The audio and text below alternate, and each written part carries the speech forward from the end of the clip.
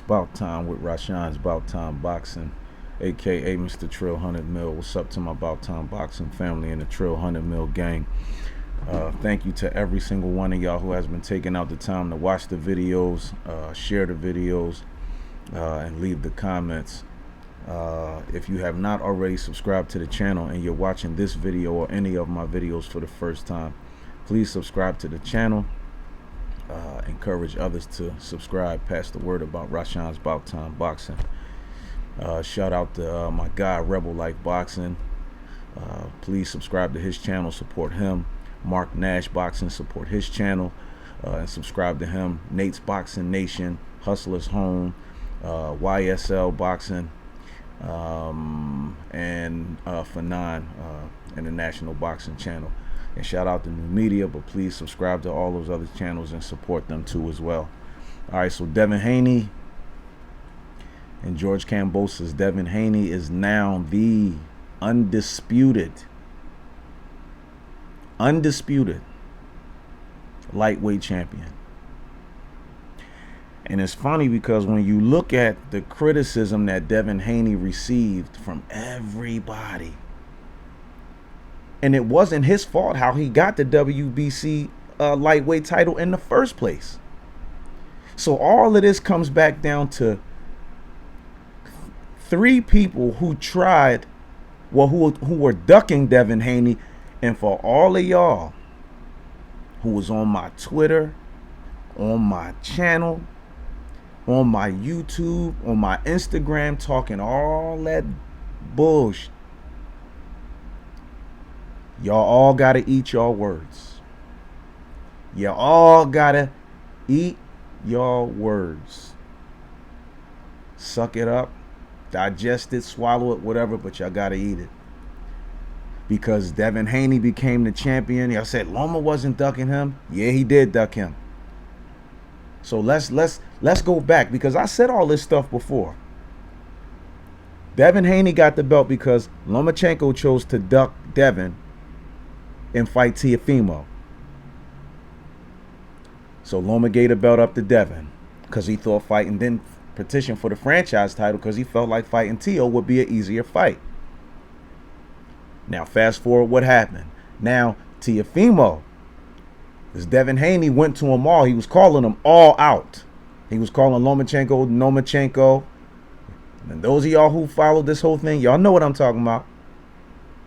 And then when Teo won the belts, he called Teo out, wanted to fight Teo. Teo said he would fight him, just like Loma said he would, but ended up coughing the belt up to him. But then Teo, you know what? I'm going to fight this relatively unknown Australian guy with these short arms who, you know, not as good as Devin. So I should be able to beat him. So Teo ducked Devin to fight George Kambosos. Now, this is the second Devin duck. Now, Teo fights Kambosos and he loses. Now, Kambosos told Devin Haney, oh, it all got to make sense. Yeah, let's make the fight happen. Yeah, we could do it. Finish up your business with Jojo Diaz. Blah, blah, blah, blah, blah. They shook hands. Devin was like, yo, we gonna fight, right? Kambosos said, yeah, we gonna make the fight happen. Now, when Kambosos first beat Teo, I had a lot of respect for him. But then after he won the belts, he became extremely arrogant. And he became everything that he despised Teofimo Lopez for being when Teo had the belts. Everything he said about Teo, George Kambosos became all that. Cocky, arrogant. You know, he was walking around like he was a movie star, like he arrived. Like, I understand, you know, you in your moment, you know, and you feel like you got the light to shine now, so this is what you're going to do. But you got to remain humble.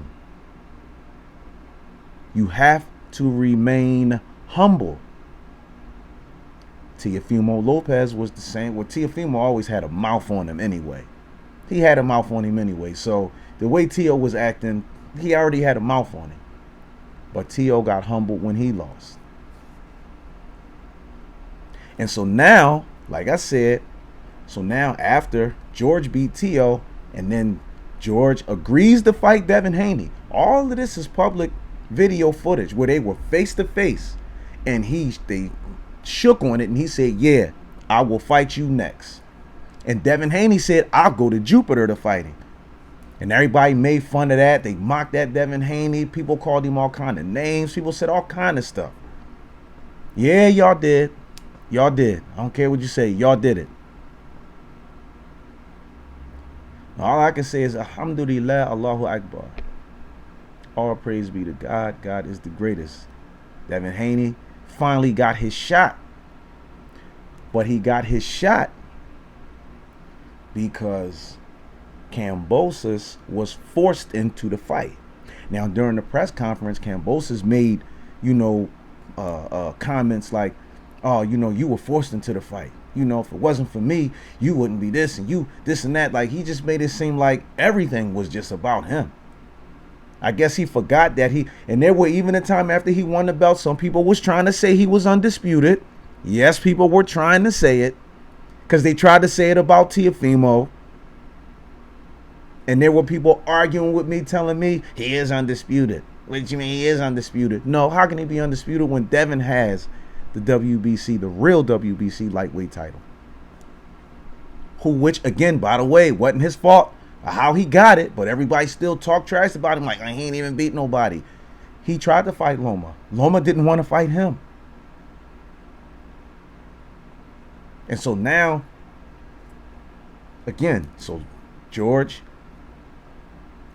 has to fight Devin Haney. He didn't want to fight Devin Haney. After George Kambosos beat Teofimo Lopez, and I said it. I said they were trying to swing. I said they're going to try to swing this fight in Loma's direction because they're trying to put the belts back on Loma.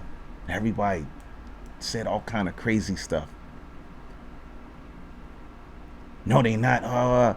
They were trying to swing that fight, and they did. And they did. So what I said was going to happen came to fruition, but with the unfortunate situation and circumstances in the Ukraine, Loma's from the Ukraine. Loma turned the fight down. He said, you know what? I'm not going to fight. I'm going to go over here and I'm going to fight this fight with my people. That's where I belong at. I'm going to fight this fight with my people.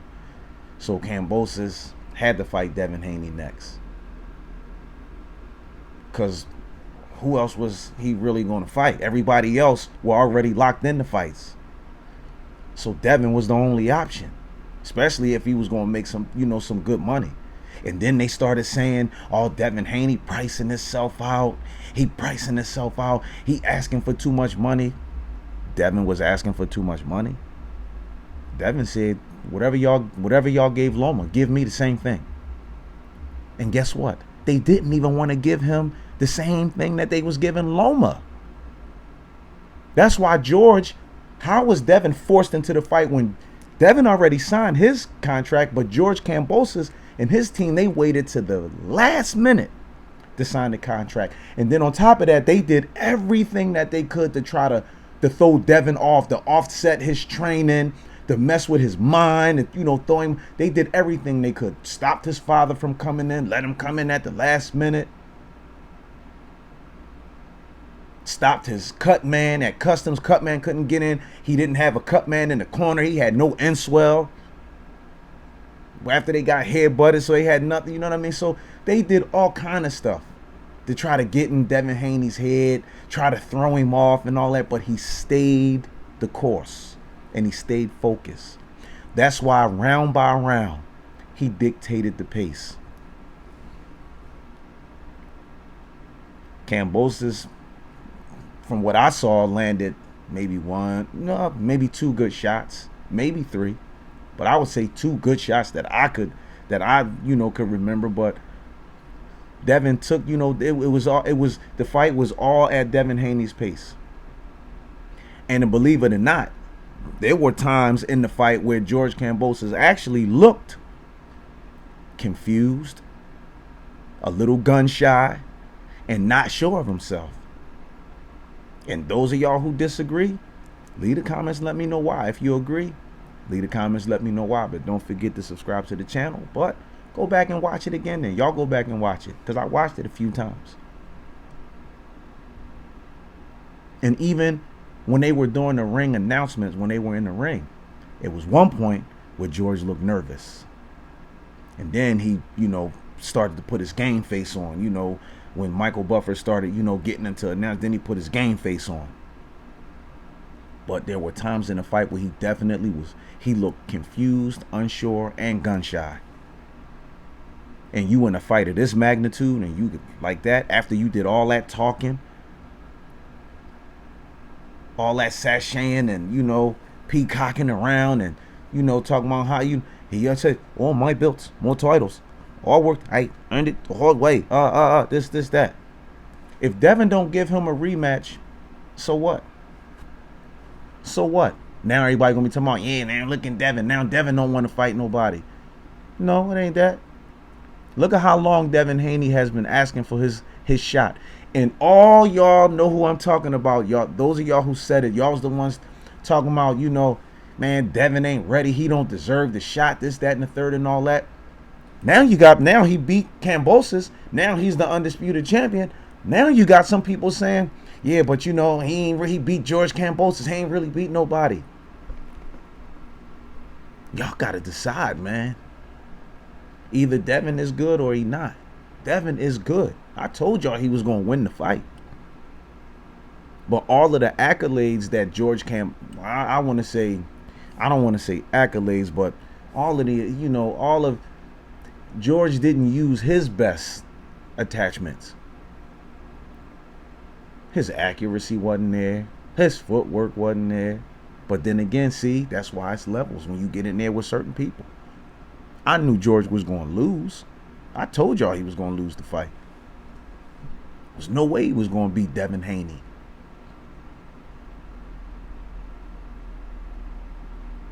And so what do you think? So I guess y'all still think Lomachenko can beat Devin Haney. Devin said he still want that fight, by the way. So what excuses y'all got for George Kambosos now that he lost? Devin dictated the fight round by round. Now, me personally, I could have did without Timothy Bradley's commentary, because in the beginning of the fight, oh yeah, he was trying to swing that whole narrative in Kambosos' direction. Kept talking about, yeah, because Kambosos, the next thing you know, all of a sudden, he slowly but surely started spinning that joint towards Devin once he realized Kambosos wasn't in the fight. And now Kambosos is humble now. Y'all seen him at the press conference? He wasn't that same cocky, arrogant looking George. Now all of a sudden, he's humble. He back to being humble George now. He turned into pretty boy George, and he was all cocky and arrogant, and then he lose. Now all of a sudden he humble again. You see, this is why when you get in certain positions, same thing with Tio, you need to be humble and you need to learn how to respect it. Now, he said that about Tio, said Tio didn't respect the belts, this, that, and the third and all that. He was no different than Tio.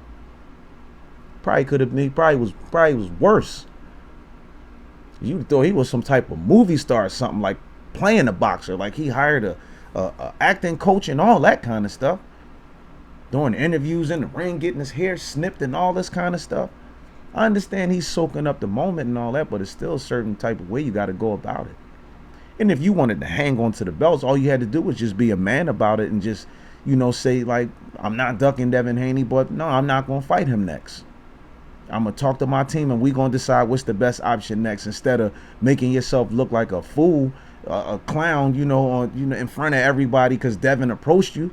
Devin approached you, was like, yo, I want to get that fight. And, all you had to do is just be like, listen, I know you want to fight, but I'm not going to fight you next. You couldn't be man enough to say that to his face, because he didn't want to fight Devin. No, none of them didn't want to fight Devin. Three ducked him, but one was forced into the fight. Loma ducked him, Tio ducked him, George ducked him, but then you see that's why I said, see, this is how you know this was Devin Haney's destiny. This was his destiny. One guy ducked him to fight this guy. And look how it's all intertwined. Loma ducked Devin to fight Tio. Tio ducked Devin to fight George. And then George tried to duck Devin to go right back around to Loma. But then boom, you see what see how the energy shifted? And then for George to say that Devin was forced into the fight. See, that's how you know this dude was just babbling and just saying whatever he wanted to say out his mouth without even being conscious of what he was talking about. You wasn't trying to fight Devin. But round after round, Devin just was that jab, crack, crack, that jab, crack, combinations here, crack, that jab, pop, pat, pat, pat. And George and those little arms couldn't do nothing. And then at the press conference, you didn't see that same cocky, arrogant look in his face that you seen when he up on the stage with his suit and all that stuff on, you know, talking all that gibberish he was talking. All of a sudden, all that went away. Now he looked like that timid little boy at the post-fight press conference. That's why you got to be humble, man. You got to be humble. Eat those humble pies. There's nothing wrong with it. But let me know what y'all think about it. Congratulations to Devin Haney. It's a good thing that nobody seriously got hurt, and they both healthy, can get back to their families. But at the end of the day, Devin Haney is now the undisputed champion. Now where he goes from here, you know, he said he's going to talk it over with everybody and see, you know, because, you know, he says he's, you know, extremely big for a lightweight. Rolly Romero's big for a lightweight too. But, you know, we're going to see. Hopefully he can continue to make the weight. I would hate to see him win the undisputed belts and then abandon them. Okay, because there are still big fights out there that everybody want to see. I want to see Devin and Tank. I want to see Devin and Shakur. I want to see Tank and Shakur. I want to see Shakur and Devin. Like, there's a lot of fights, you know what I mean? I'm not putting Ryan Garcia in there. Ryan Garcia is a pump faker. He has attention-seeking behavior. Ryan Garcia does things for attention, period. He do stuff so, you know, to get attention so people can talk about him. But at the end of the day, he don't really want none of that smoke. So I would not put him in that equation. I put Rolly Romero in that equation before I would put Ryan Garcia in there. Speaking of which, I would like to see Rolly fight Ryan Garcia or Georgie Boy. Or Georgie Boy. Georgie Porgy Kambosos. But I don't know, like I said, y'all saw the post-fight press conference, and George, that same arrogant look at the pre-fight press conference and then the post-fight, and look at his body language, his facial expressions. Humble. See, it's humble when you get your ass whooped. You see what I'm saying? So again, don't forget to subscribe to the channel. Don't forget to like this video, share this video, and encourage others to subscribe to the channel. This is all I got for now. Until we shoot the next one.